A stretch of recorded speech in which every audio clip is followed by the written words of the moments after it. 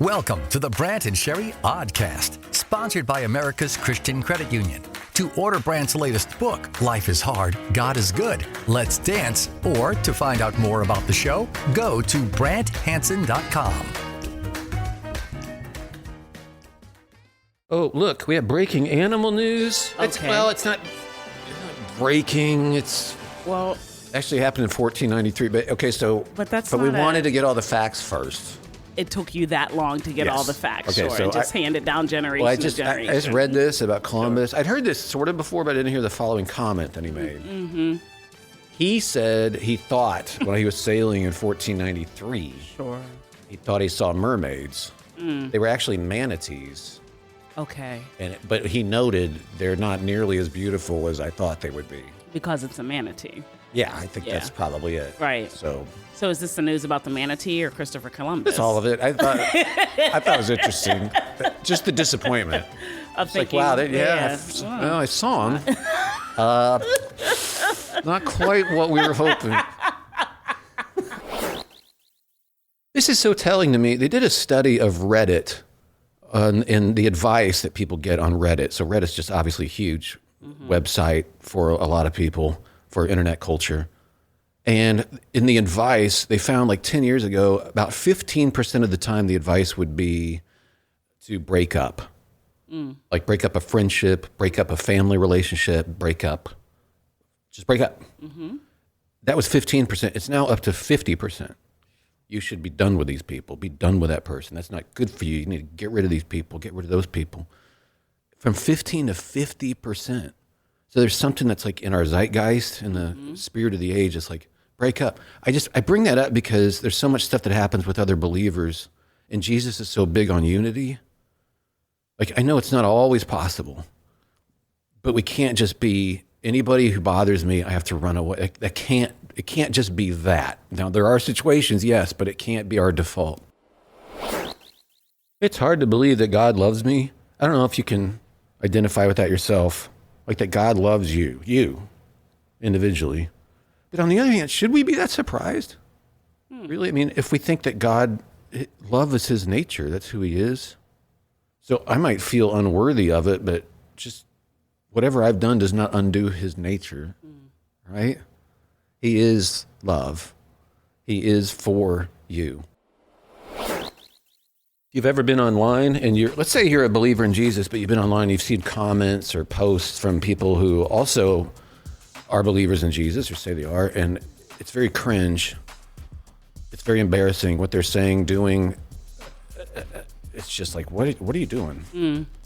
If you can identify with that, I have some things I think could help, some reminders. Okay, great. I'll start with this. If people are family, let's say they are, let's give them the benefit of the doubt. Well, you know what? My brother for years had to put up with me being cringe. He's 2 years older and he was much cooler. Yeah. But because I'm family, he put up, and in fact still puts up with me because family is like that. Yeah.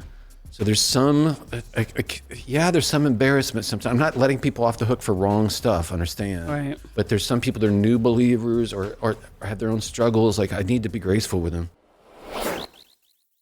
This is so good. We have animal news breaking. Animal news. More? Yep. Animals are out there doing stuff, and they need reported on. They do? My opinion. Need?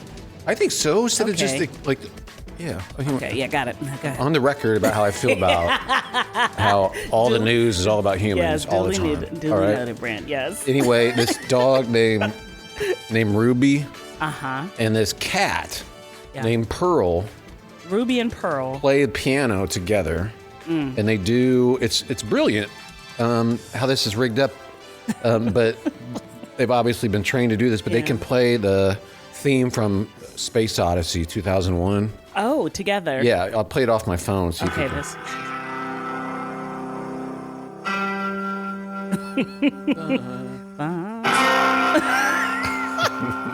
Dramatic. Oh, Isn't that good? sure. They did that. Yeah.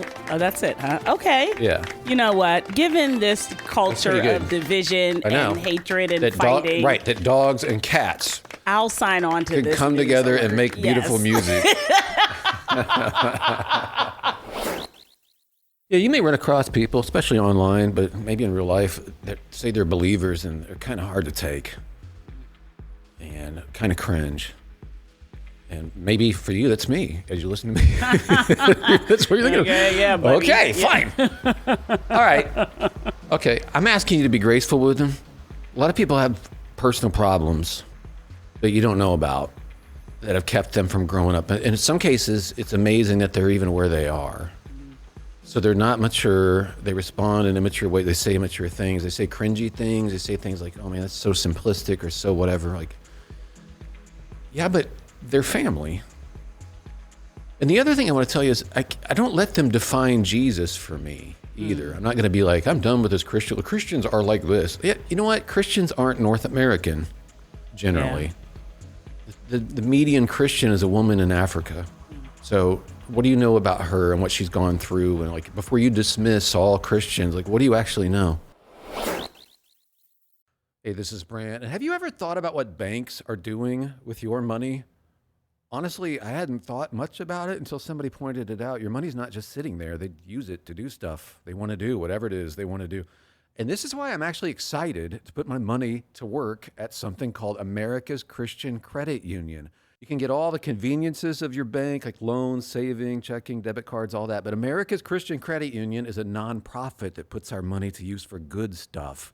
Stuff I like. You might say, what kind of stuff? I'll tell you, they helped fund more than 2,000 adoptions so far. They work with more than 1,200 ministries. They help churches and schools with loans. They support centers for women in crisis. I like that, and I think you will too. Been really happy with them. So talk to them. Even if you need a car loan or something, they're great to work with, and they do all this stuff. America's Christian Credit Union. They have a special deal going too. If you go to americaschristiancu.com/Brant. Again, americaschristiancu.com/BRANT. Jana writes to us and says, I'm interested in hearing conversations on the Oddcast and other podcasts about discipleship and how it is missing in our churches. I've come to realize there are different understandings in my church about what discipleship is. Could you and Sherry spend a moment on the podcast defining discipleship and giving a couple ideas of what it looks like in a church? Thank you, Brant. I so much appreciate you, Sherry, and the podcast. Sweet. That's very kind. Thank you. I responded to her. I said, what do your church folks think it is? And she very kindly kept it short. She said, wow, thanks. I would say that our church considers discipleship to be doing good deeds, such as helping the needy with food and clothing. Okay. So it's a great question.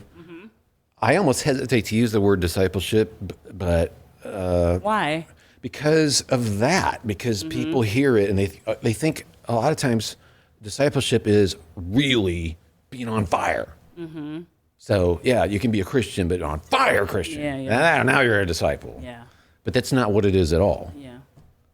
It's not being on fire. It's not next level Christian stuff where, okay, now he's really taking it seriously now. Radical. No, it's being an apprentice of Jesus.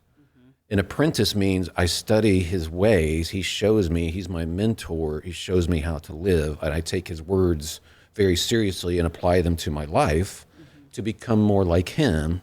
And that doesn't mean that I'm on fire like any more than it does for a plumbing apprentice. Yes. Now, maybe there are emotions or things that can come with that. That's fine. But that's not what we're talking about. Yeah.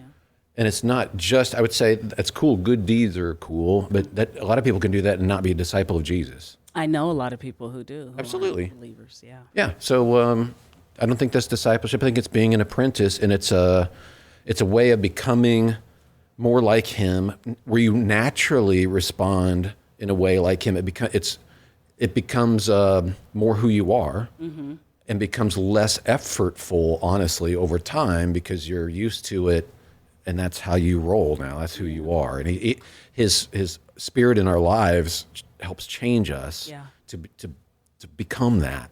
So there is no other level of being a Christian. You're either an apprentice of Jesus or you're not. I only say that because that's Jesus. He was always talking about followers. There was never a level of giving intellectual assent and then you're done. Yeah. It's much better than that. He loves us. That's why it's not that way. It's not just assent, checklist, oh, that's easy. No, he actually wants to make our lives better because he loves us. And so his way of living is actually better for us. That's another missing piece too in churches. They don't talk about that. Like his way of life is better. Let us count the way. So if you're thinking about how to handle it in church, start there. How do we do this? Like look at Luke 6. We were just talking about this, where Jesus is talking about how to live. And he explains, lend to your enemy, for instance. He explains, like, you'll get a reward for that. Anybody can love other people. Or don't be judgmental. Don't be all, because you're going to get it back the same degree that you are judgy. It's going to come back to you. And if you give, the measure you give will come back to you, overflowing. So he's telling us how to live. Like, this is the way. Okay, so how can we do that together? How can we do that? Talk about it. Talk about it with people. And then put it into practice, and then next time you get together, talk about how'd you do on that. Think about how can we lend to our enemies. That's a tough one because lending is usually handled by banks now. Or you think strictly financially, right? And it could be a lot more than that. And really, for some of us, that's the easy part. Right. Like if you're just like, here's $20, here's $50. But my time, grace, mercy, energy, all of those things, that is something else. But talk about it. Wouldn't it be great to talk about that? And go, okay, think of somebody. Now, everybody think of somebody. You don't have to tell us who it is, but who's making themselves an enemy to you, or drives you. You just have a hard time not hating them. How can you lend to them? Let's think about this. And then, how did it go this week? How does that change your heart? Does that lift anything from your heart when you practice that? What happened? Oh, those are great discussions. It's so practical. Jesus is so practical. So much of our religious stuff isn't. And we skip over this stuff and do that stuff. And I always liken it to the trick shot thing in middle school. Like taking trick shots off the back wall or off the top of the backboard or over, jumped up in the bleachers and it's because I can't hit a free throw. So we're doing these theological, we're discussing everything but how to actually be an apprentice of Jesus. But the church is a disciple-making institution where we encourage each other. Each of us gets to encourage each other. Is how it's supposed to be. And then when Jesus gets done, here's another thing about discipleship. When Jesus himself gets done talking in Luke 6, and he knows that he's about to start Luke 7, he says, chapter 7. He's like, I can feel this chapter is winding down, so let me conclude. He says, why do you call me Lord, Lord, and do not do what I say? So he's literally just saying, you have to do what I'm saying. Don't use the theological language of, oh, you're the master, but you don't do what I'm saying. I mean, that's the perfect, that's why I'm shrugging my shoulder. Like, what in the world are we doing? Why do we do all this other stuff and we're not doing the love your enemies, pray for, why do you call me Lord, Lord, and don't do what I say? As for everyone who comes to me and hears my words and puts them into practice, I will show you what they are like. They're like a man building a house who dug down deep and laid the foundation on rock. When a flood came, the torrent struck the house, but could not shake it because it was well built. But the one who hears my words and does not put them into practice is like a man who built a house on the ground without a foundation. The moment the torrent struck that house, it collapsed and its destruction was complete. Again, life building on the rock is a better way of life. So that's putting his words into practice. And we have to be able to talk about this stuff. Or what are we doing? It can't be considered legalism to teach people to obey Jesus. Right. It's freedom. His way is freeing. He sets us free. Like, it's not legalistic. If you want to keep people in bondage, don't tell them how to free their enemy or love their enemies. That's true. That'll keep them. Don't tell them this stuff. And the irony is a lot of the soft-talking churches that don't get into discipleship really, do everything but, they're actually, I think they think they're doing it the easy way, but they're actually making everybody's lives harder by not telling them how to live as apprentices of Jesus. They're making people's lives harder. It tickles the ears, but it doesn't actually help them. So I would say churches that gather together and talk in practical ways about how to be apprentices of Jesus and encourage each other in that are... It grows your hearts together, knits your hearts together. Yeah. Yeah, you're engaged in a thing together. Yeah. In which we're all yearning for that kind of fellowship. Like we're doing this thing, we're living this life together. Like it's not rocket science either. It's just something that we just avoid.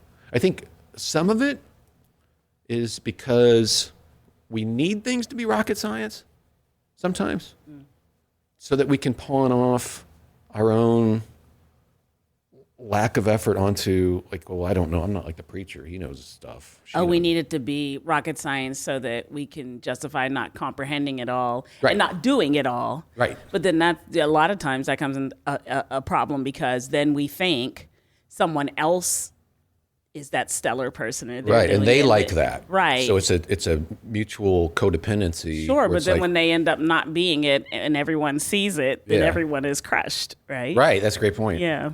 Yeah, but there was a tweet, little bit. I'm sorry, this is not very professional, but thank you for your patience. Yeah, we're all here together. Look at us as family. I bookmarked it because there was a lot of discussion about it. This guy wrote, "Dear Christian, comma." I'm like, oh boy, everything like that. Yeah, like, it's okay. You're gonna tell us, please teach us.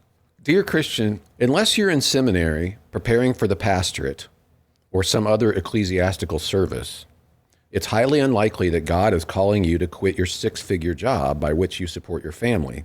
He almost certainly isn't calling you to start a ministry. As a general rule, you're no more called to ministry without seminary and ordination than you are called to perform surgery without med school and a license.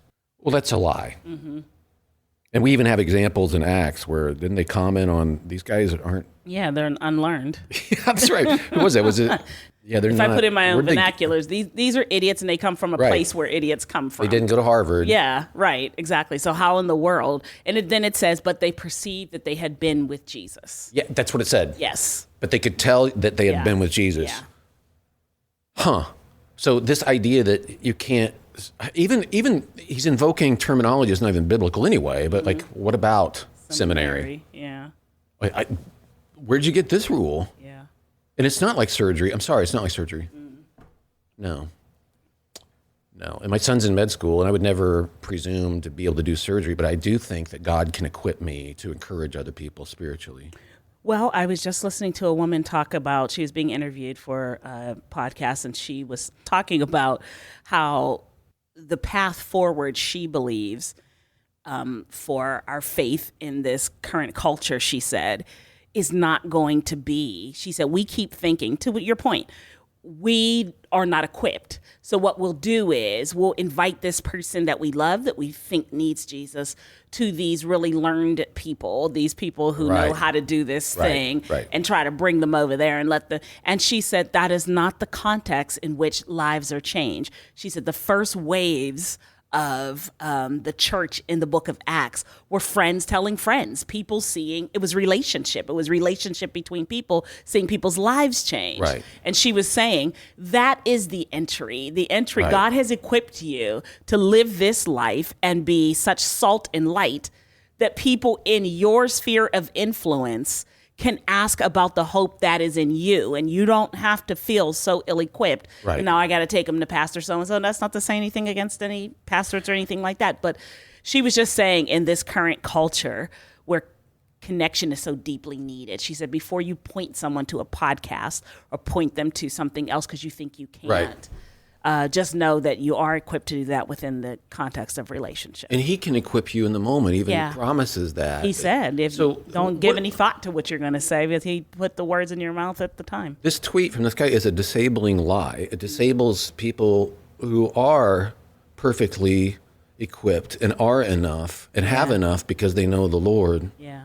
To do. And what is a ministry? Again, and I think in his idea, it has to be a 501c3, something. Like, where do you get this? Mm-hmm. It's just a bunch of church talk to me. Mm-hmm. But it's disabling because everybody who's not an official whatever didn't go to seminary. Like what? Even in academics now, like you have to triple down on publishing stuff that's really arcane, extremely, like you can't just write about medieval history of Germany. It's got to be the writing style of this particular German and what that says about whatever at the time. Like you have to drill so far down because what it does is protects you as an expert. Yeah. Like other people have read about medieval Germany, but like you have to protect your expert status. Well, that's not Christian. Yeah. It's not about you protecting. I went to seminary. You don't put up gates. And can you imagine Paul writing something like that to everybody at Thessalonica? Hey, if you guys didn't go to look, you guys who did not go to seminary, who didn't study like I studied, everybody quiet, right? Yeah. I no. It's in fact we can't even imagine that he wrote to everybody instead of just the church leaders. Yeah. Like that would be like, wait a second. Like now, people like, you should have wrote to me, man. I'm the head guy. Like you can't just write to everybody. Well, that's honestly right. You are right. Yes. We would find it strange. Yes, but he's writing to all the believers. Oh boy. So anyway, I think there's a lot of disabling stuff that happens like that keeps us from doing discipleship too. But I think if we, to your point, if we come together and just talk about the things Jesus said, do, and how that's going in our lives, encourage each other. It's very encouraging. Yeah, build each other up because let's do that. The Brant and Sherry Oddcast, sponsored by America's Christian Credit Union. To find out more about the show, go to BrantHansen.com.